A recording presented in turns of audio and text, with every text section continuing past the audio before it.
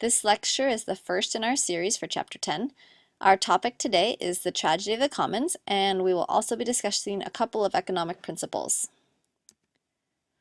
First of all, what is the tragedy of the commons? Well, there are two parts to this.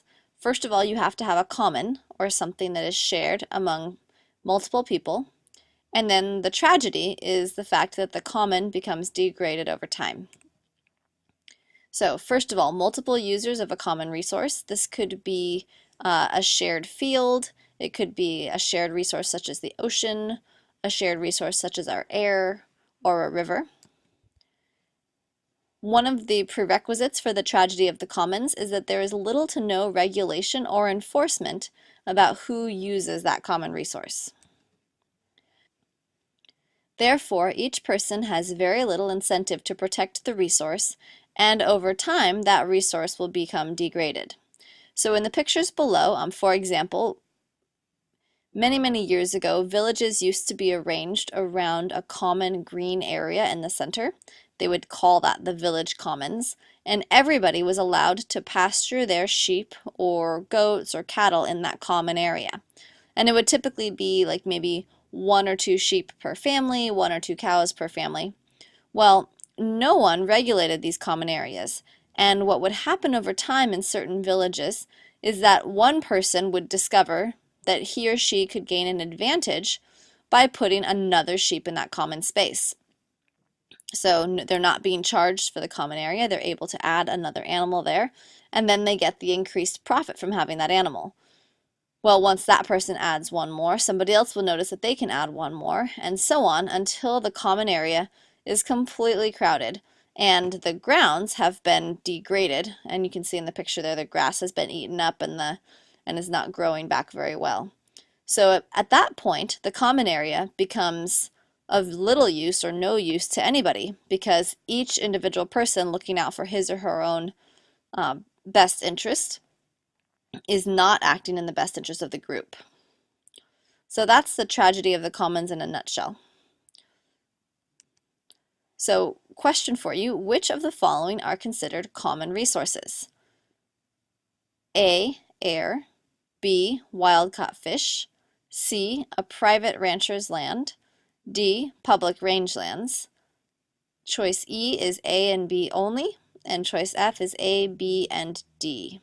So take a second to think about that. You can pause the video if you need to, but while you make your choice, and I'm going to reveal the answer. The correct answer is F. A, B, and D are common resources. Air is a common resource. It's shared by many with little regulation. Wild-caught fish, especially in international waters, are a common resource, as well as public rangelands. Now, a private rancher's land is not a common resource because that's owned by a single individual or corporation. So let's move on to the topic of externalities. An externality is a word that we use in economics for a cost or a benefit that is not included in the price. So these could be good or bad things, but they're not included in the price of the product. For example, when we talk about our farmers sharing land and overgrazing their sheep, the farmer does not pay the price for the harm that he's causing to the land. So he gets to put his extra sheep on there for free. He's not paying the price of the harm that he's causing. Eventually the land fails and nobody can use it, but that farmer in the meantime is receiving extra profit. So the externality in this case is the cost of damage to the land that's not included in the price of sheep. Let's take an example that's a little bit closer to home. Many of us buy clothing that is made overseas in sweatshops or in garment factories in places that may not treat their workers very well. So in our case, the externality is the cost to the environment and the human health violations, the human rights violations that are taking place in those countries. So these are all costs that are being borne by other people, and we are receiving only the price, we're paying only the price of the materials when we receive our product. So that's why we in the United States can buy a pair of jeans that may only cost $5 or $10. But the people who are making the jeans are paying the additional price. their land is being degraded, their water is being degraded, they're living in poverty. So that's why we want to pay attention to what we do, because our actions can impact those in other countries.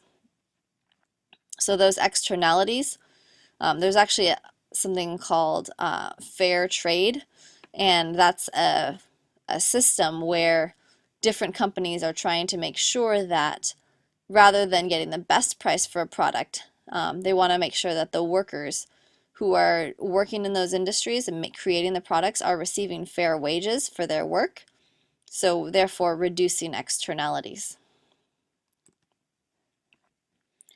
The last topic for tonight is maximum sustainable yield. Maximum sustainable yield is an idea in economics. It's the amount of a resource that can be harvested without compromising the future availability of that resource. So how much of a resource can we use right now without, while still ensuring that we're going to have that resource in the future? So for example, how many trees can we cut down from a forest without reducing the overall size of the forest and still allowing the forest to grow back? In other words, you could say how many fish can we take out of the ocean so that there will still be the same number of fish the following year or in 50 years. Maximum sustainable yield doesn't take a certain amount of time into account when it's being calculated. So question for you then, what would be the maximum sustainable yield of our goldfish oceans in our Tragedy of the Commons activity that we did last week? And the way that you think about this, and here's the answer for you. So the carrying capacity of our ocean was 50 fish. We know that the population doubles each year. So therefore, the maximum sustainable yield is going to be 1/2 of 50. So we can remove 25 fish per year, and the population will still replenish itself every year. And we'll have, assuming nothing else changes, we'll have the same number of fish for an infinite number of years into the future. So this is the end of our first lecture. If you have any questions about anything, feel free to email me or talk to me in class, and I'm hoping that these lectures are helpful. But if you have any suggestions, you want anything changed, you feel like there's a better way of doing this, just let me know. I'm happy to take all of that into account. So our next lecture is going to be looking at public lands, and then we'll just be marching our way through the rest of the chapter. Bit by bit, hopefully the shorter lectures are easier for you guys to digest. Thank you very much for listening, and I will see you guys in class.